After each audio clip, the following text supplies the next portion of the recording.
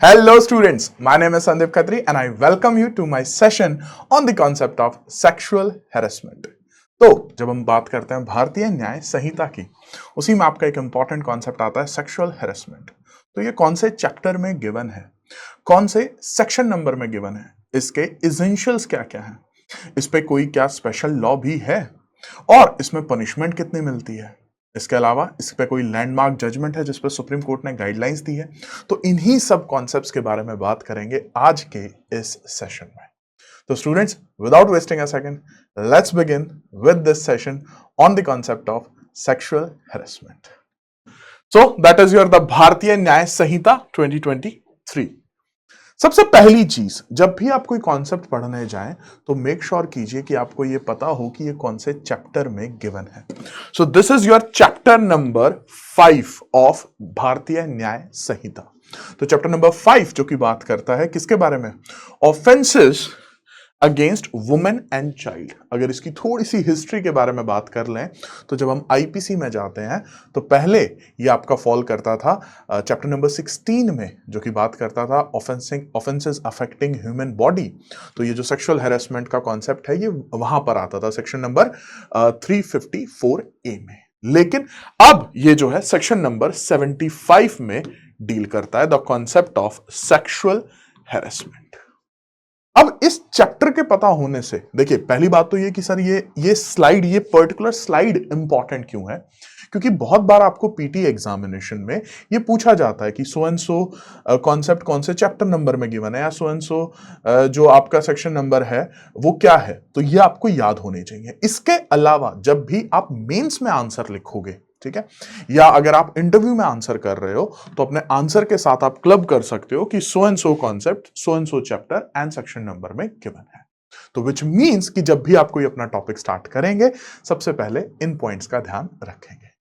अब इससे हमें एक एडिशनल इंफॉर्मेशन और मिल गई, और वो एडिशनल इंफॉर्मेशन क्या है, वो एडिशनल इंफॉर्मेशन ये है कि सेक्सुअल हैरेसमेंट जो है वो मेन के अगेंस्ट नहीं हो सकती है। और अभी तक हमने सेक्शन पढ़ा भी नहीं है। Still now we are clear with this concept. कैसे? क्योंकि जब ये पूरा का पूरा चैप्टर बात ही करता है ऑफेंसेस अगेंस्ट वुमेन के, राइट, एंड चाइल्ड के, तो यहां पे सेक्सुअल हैरेसमेंट तो मैन के अगेंस्ट हो ही नहीं सकती है। अब आते हैं हमारे मोस्ट इंपॉर्टेंट सेक्शन पे, दैट इज 75। ये है आपकी the language of the complete section. अब इसको कैसे समझें, इसको कैसे पढ़ें, इसको कैसे याद रखें। तो देखिए, किसी भी सेक्शन को जब आप पढ़ते हैं, specially when it comes to BNS, आप उस सेक्शन के एसेंशियल्स पे फोकस कीजिए, ठीक है, और उन एसेंशियल्स को, उन कीवर्ड्स को ही आपको याद रखना होता है। Once you are done with the keywords, ठीक है, आप इजीली उन टर्म्स को यूज करते हुए, उन लीगल टर्मिनोलॉजीज को यूज करते हुए एग्जाम में इजीली एक्सप्लेन कर सकते हैं। ए मैन, सेक्सुअल हैरेसमेंट जो स्टार्ट हो रहा है, a man committing any of the following acts. क्या बात हो रही है यहां पे, ए मैन। तो इन शॉर्ट कि यहां पर ऑफेंडर कौन होगा, क्या एक वुमेन सेक्सुअल हैरेसमेंट कर सकती है? That is a question to think and the answer is no. क्यों? क्योंकि इस क्वेश्चन का आंसर हमें हमारी फर्स्ट टर्म में ही मिल जाता है, a man committing any of the following acts. तो जब ये इनमें से कोई भी एक्ट करता है तो उसे हम सेक्सुअल हैरेसमेंट कहते हैं। अब यहां पर आपके 4 पॉइंटर्स हैं जो आपको याद रखने हैं, और 4 पॉइंटर्स पे जाने से पहले there is one more keyword, or. अब ये और का क्या मतलब है? Or means either this or this, and means both, ठीक है। एंड जब आपका वर्ड यूज होता है तो इसका मतलब दोनों के बारे में बात हो रही है। लेकिन जब बात होती है और की, तो इसका मतलब है कि अगर आपका केस 1, 2, 3, 4 किसी भी एक या एक से ज्यादा में फॉल करता है तो वहां पर सेक्सुअल हैरेसमेंट जो है वो कंप्लीट हो जाएगी। अब देखते हैं ये 4 पॉइंट्स क्या है। Physical contact. Now what do we mean by the term physical contact? Physical contact होता है दिस, विच मीन्स कि आप टच कर रहे हो, ठीक है, फिजिकली आप कॉन्टैक्ट कर रहे हो, ठीक है। And advances involving unwelcome and explicit, unwelcome which means कि the other party is not welcoming you, वो आपको अलाउ नहीं कर रही है कुछ चीजें करने से, बट स्टिल आप जो है उन चीजों को कर रहे हो। तो अनवेलकम एंड एक्सप्लिसिट मतलब साफ साफ ठीक है। सेक्सुअल ओवरचर्स, ठीक है जी, जैसे कि बहुत ज्यादा फ्रेंडली होना एंड सो ऑन, ठीक है, इस तरीके से। तो उसमें अगर कोई भी सेक्सुअल ओवरचर्स करता है जो कि एक्सप्लिसिट है, तो वो पर्सन जो है वो कौन सा ऑफेंस कमिट कर रहा है? That person is committing the offence of sexual harassment. Second, A demand और रिक्वेस्ट फॉर सेक्सुअल फेवर्स, ठीक है, जिसमें आपका एक सिंपल सा एग्जांपल आ सकता है समझाने के लिए।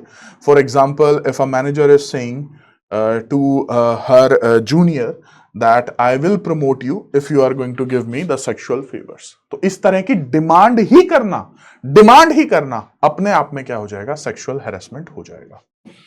Next, showing pornography against the will of a woman. Against the will का मतलब होता है उनकी मर्जी के खिलाफ, ठीक है जी। और तो उनको अगर आप पोर्नोग्राफी दिखाते हो तो that will again conclude into the offence of sexual harassment. Making sexually coloured remarks, ठीक है जी, कमेंट्स पास करना, और ये मतलब कौन से कमेंट्स हैं? जिसमें कि सेक्सुअली कलर्ड हैं किसी तरीके से। Shall be guilty of the offence of sexual harassment. तो अगर आपका केस फर्स्ट, सेकंड, थर्ड या फोर्थ किसी में भी फॉल करता है तो ये फॉल कर जाएगा आपका सेक्सुअल हैरेसमेंट में। अब इसको याद कैसे करें? सबसे पहला पॉइंट, फिजिकल कॉन्टैक्ट, ठीक है, that is the key word here, physical contact and sexual overtures. तो इस पॉइंट को आप जो है अपनी मेन हेडिंग बना सकते हो, that is your first essential. और सेकंड आपका आ जाएगा डिमांड फॉर सेक्सुअल फेवर्स, ठीक है जी, that is your second one. Third one, showing pornography against the will, ठीक है, या आप पोर्नोग्राफी का भी हेडिंग बना सकते हो और उसमें जो है एक्सप्लेन कर सकते हो that is against the will and so on. And the last one, sexually coloured remarks. तो ये जो है आपके, मैं एक बार अंडरलाइन भी कर देता हूं so that you can make your own notes using these. Sexual favours, physical contact and sexual. तो जो मैंने आपको अंडरलाइन यहां पे किया है, these are basically your essentials. जितनी जल्दी आप ये टेक्निक सीख जाएंगे, और इसको आप सभी सब्जेक्ट्स में अप्लाई कर सकते हैं, once you are done with कि आपको एक सेक्शन के एसेंशियल्स पता लग गए हैं, अब आपको अगर ये टर्म्स याद हैं और इनको आप अपनी लैंग्वेज में इजीली एक्सप्लेन कर सकते हो with the help of illustrations, with the help of case laws, you are done with the concept of sexual harassment. अब आते हैं पनिशमेंट के पार्ट पे। Students, when it comes to BNS, तो बहुत सारे सर्कमस्टांसेस आपको ऐसे मिलेंगे, बहुत सारे ऑफेंसेस ऐसे मिलेंगे जिसमें उनकी पनिशमेंट के लिए अलग से दूसरा सेक्शन है, एक एक्सप्रेस अलग से डिफरेंट सेक्शन है। लेकिन ऐसा भी आपको बीएनएस में मिलेगा कि उसी में जहां पर सेक्सुअल हैरेसमेंट को आपको बताया गया है कि सेक्सुअल हैरेसमेंट क्या है, उसकी पनिशमेंट भी वहीं पर गिवन है। देखते हैं क्या पनिशमेंट है। Any man who commits the offense specified in clause 1 और clause 2 और clause 3. So basically यहां पे बात की जा रही है, अगर आपका केस इन फर्स्ट, सेकंड और थर्ड में फॉल करता है, which is this 1, 2 और 3, तब पनिशमेंट क्या मिलेगी? With rigorous imprisonment. अगर आप सेक्शन 4 देखेंगे बीएनएस का, तो वो बात करता है आपकी डिफरेंट काइंड्स ऑफ पनिशमेंट्स, जो कि टोटल है 7, ठीक है। उन्हीं 7 पनिशमेंट्स में से एक है आपकी रिगरस इंप्रिजनमेंट। तो इंप्रिजनमेंट मतलब कारावास, रिगरस मतलब जो कारावास मिलेगा उसमें जो आपको काम करना होगा वो फिजिकली चैलेंजिंग होगा, जिसमें एक सिंपल सा एग्जांपल आपका आ सकता है कि धूप में आपसे पत्थर तोड़वाए जा रहे हैं, ठीक है, तो मतलब फिजिकली आप और ज्यादा उसमें हर्ट होगे। With rigorous imprisonment for a term which may extend to, students इस पॉइंट पर भी फोकस कीजिएगा, which may extend to, which may extend to। Usually हमारा ध्यान जाता है, सीधा हम आ जाते हैं 3 years पे, but this is not 3 years। यहां पे which may extend to का मतलब है कि ये मैक्सिमम 3 साल तक जो है एक्सटेंड की जा सकती है। इसका मतलब ऐसा भी हो सकता है कि किसी को 1 महीने, 6 महीने, 1 साल, 2 साल, लेकिन मैक्सिमम 3 years की इंप्रिजनमेंट मिले for the offence of sexual harassment. और ऐसा भी हो सकता है कि सिर्फ फाइन मिले, और ऐसा भी हो सकता है कि दोनों चीजें मिले, कुछ फाइन भी मिले और आपको कुछ इंप्रिजनमेंट भी यहां पर दी जाए। अब आ जाइए क्लॉज 3 पे। क्लॉज 3 किसकी बात करता है? क्लॉज 4 की, क्योंकि एक ही बच गया था, सेक्सुअली कलर्ड रिमार्क्स। तो इसमें पनिशमेंट कितनी है? imprisonment of either description for a term which may extend to 1 year or fine or with both। तो आई होप कि आपको अभी के अभी, अगर आपने एक बार अच्छे से इसको सुन लिया है तो याद भी हो गया होगा कि 4 कौन कौन से की पॉइंट्स हैं और उनकी क्या क्या पनिशमेंट है। तो आपका अगर केस फर्स्ट, सेकंड, थर्ड में फॉल करता है तो इंप्रिजनमेंट जो है आपकी रिग्रेस होगी, ठीक है जी। लेकिन अगर यहां पे फॉल करता है तो ये आइदर डिस्क्रिप्शन है। अब ये पीटी में अगर आपने बहुत अच्छे से ये सेक्शन नहीं पढ़ा तो यहां पर जो है बहुत अच्छा क्वेश्चन जो है वो बन सकता है कि यहां पे रिग्रेस इंप्रिजनमेंट दी जा रही है, यहां पे है imprisonment of either description. Either description का मतलब है कि सिंपल भी दी जा सकती है और रिग्रेस भी दी जा सकती है, right. So that was your concept of sexual harassment. अब आते हैं इस पे एक और पॉइंट पे कि क्या इसके लिए हमारे पास कोई स्पेशल लॉ भी है। तो देखिए, जब हम बात करते हैं बीएनएस की तो ये आपका जनरल पीनल कोड है, ठीक है, एक जनरल लॉ है जो कि आपका बात करता है, एक सब्सटेंटिव लॉ है, राइट।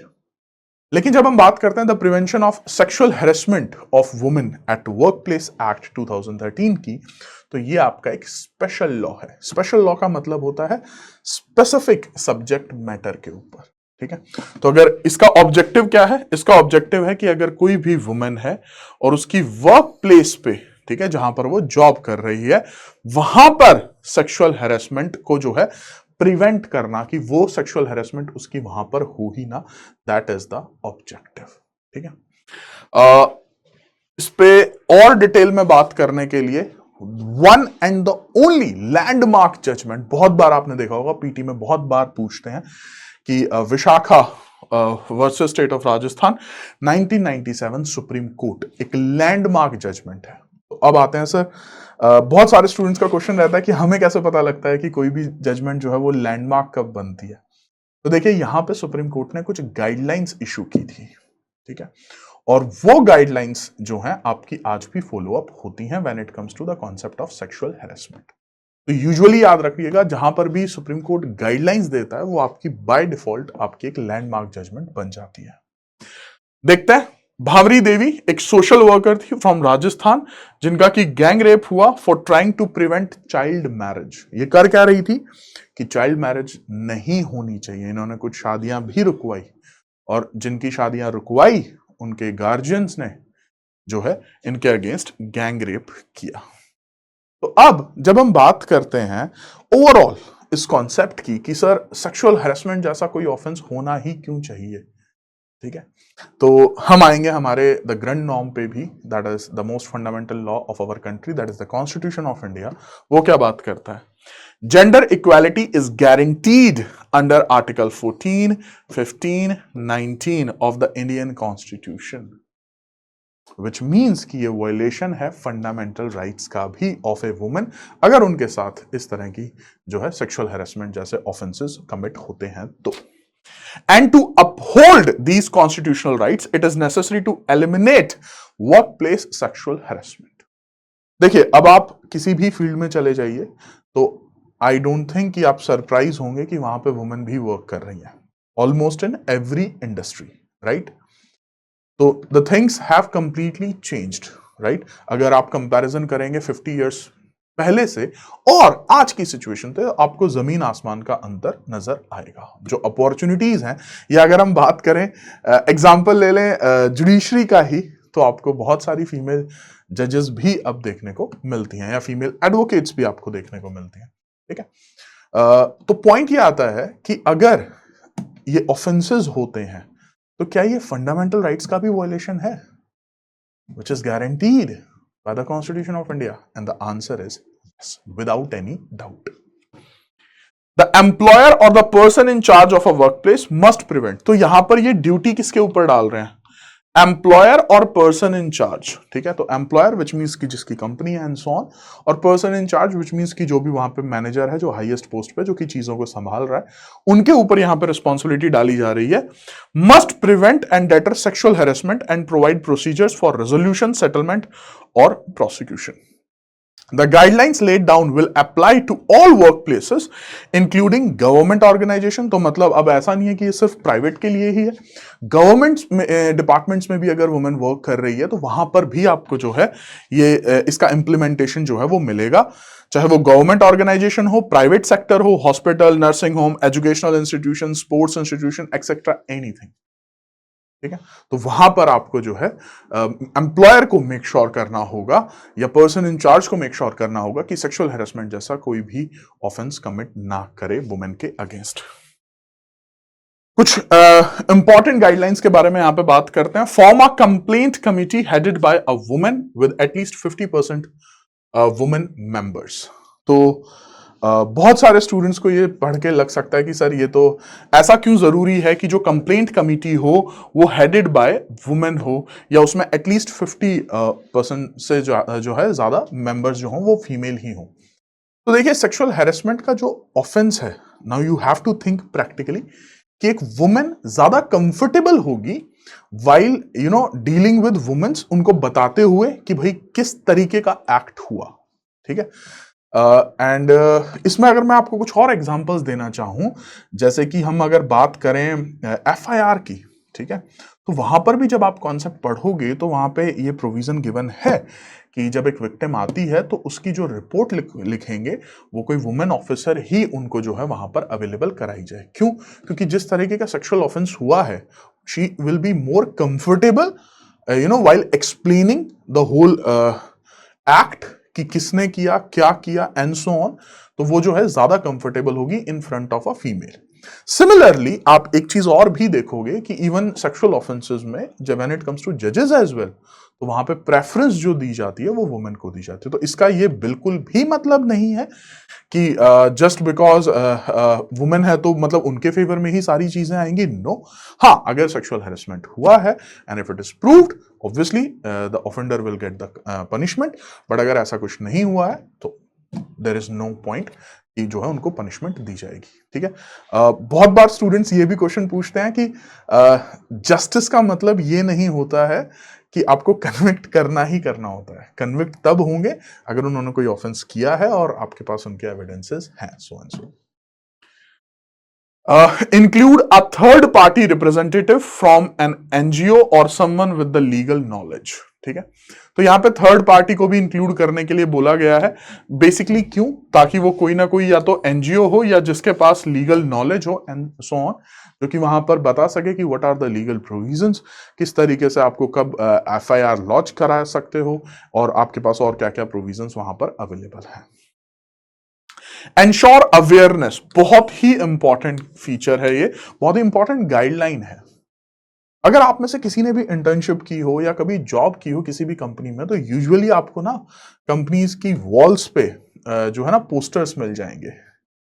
ठीक है, कि लाइक नो सेक्सुअल हैरेसमेंट और द रूल्स जो जो आपके फॉलो करते हैं when it comes to sexual harassment. ठीक है, तो वो आपको देखने को मिलेंगे। वो किस लिए लगाए जा रहे हैं, या आपको यूजुअली जब आप कोई भी कंपनी ज्वाइन करते हो तो आपकी ट्रेनिंग भी मस्ट हो गई है। देयर आर मेनी कंपनीज जो कि कहते हैं कि आपको एक पूरा का पूरा जो है वीडियोस की सीरीज आपको देखनी होगी जिससे आपको बेसिक्स पता लग जाए। ठीक है। अब as a law student, as a law graduate तो सबको पता ही होता है, किसी ने कभी ना कभी आपने ये लॉ जो है, जैसे मैं स्पेशल लॉ की भी अगर बात करूं जो हमने अभी देखा था यहाँ पे, That's I'm talking about prevention of sexual harassment of women at workplace। तो यूजुअली लॉ जिसने किया हुआ है, ठीक है, लॉ ग्रेजुएट है तो उसने तो पढ़ा ही होगा। लेकिन जिसने नहीं भी पढ़ा हुआ है, ठीक है, जैसे फॉर एग्जांपल अगर कोई पर्सन है जो कि कंपनी ज्वाइन करता है, तो वहां पर उनको ट्रेनिंग इस चीज की कराई जाती है। क्यों? ताकि जो वुमेन है वो भी अवेयर हो सके कि हाँ उनके पास इस तरह के भी राइट्स हैं, और प्लस कोई भी पर्सन है, कोई भी मैन है, तो उसको भी पता हो कि हाँ अगर मैं कुछ इस तरीके का एक्ट करता हूं तो ये सेक्सुअल हैरेसमेंट होगी और उसकी इतनी पनिशमेंट जो है हो सकती है। तो awareness is very very very important and plays an important role. ठीक है। अब देखिए अगर कोई वुमेन है और उसको पता ही नहीं है कि ये सेक्सुअल हैरेसमेंट होती है, राइट, या फिर इसके लिए कोई स्पेशल लॉ है या कोई जनरल हमारे पास बीएनएस में भी प्रोविजन और इतनी पनिशमेंट हो सकती है, तो मतलब they should come out. Take appropriate action if harassment occurs, including filing a police complaint if required। ठीक है जी। तो appropriate action आप उनके अगेंस्ट लेंगे जो भी आपकी कंप्लेंट कमेटी होगी, और यहां पे जो है पुलिस कंप्लेंट भी जो है आप करा सकते हैं। Provide assistance to the victim if she chooses to file complaint। ठीक है। देखिए ये भी अगेन एक इंपॉर्टेंट गाइडलाइन है, रीजन बीइंग कि जब हम बात करते हैं असिस्टेंस की, तो यूजुअली आपने देखा होगा और बहुत बार सुप्रीम कोर्ट ने इस फैक्ट को एक्नॉलेज किया है इन द लैंडमार्क जजमेंट्स कि सेक्सुअल ऑफेंसेस में usually victim and the family of the victim they usually took time, ठीक है, टू थिंक कि क्या उनको एक्चुअली में कंप्लेंट करनी है इन द कंप्लेंट कमिटी जो भी उनके ऑफिस में है, या उनको कंप्लेंट करनी है in the police station, FIR करनी है एंड सो ऑन, ठीक है। They usually took time, it is not like कि चलो भाई चलते हैं। अब इसके पीछे रीजनिंग क्या है? Because of our you can say because of our society norms, कि विक्टिम को ही एक तरीके से इस तरीके से देखा जाता है कि she is the one who abet the offence, right.